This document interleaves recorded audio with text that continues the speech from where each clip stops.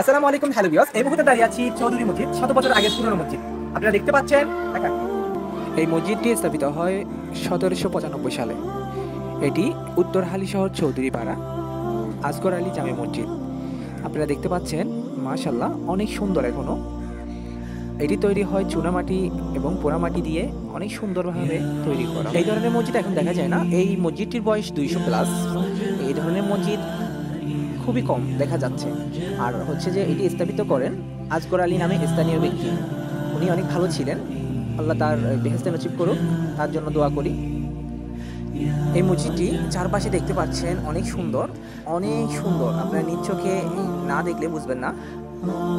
দেখতে পাচ্ছেন, আমি দেখানোর চেষ্টা করছি, দূর থেকে দেখানোর চেষ্টা করছি।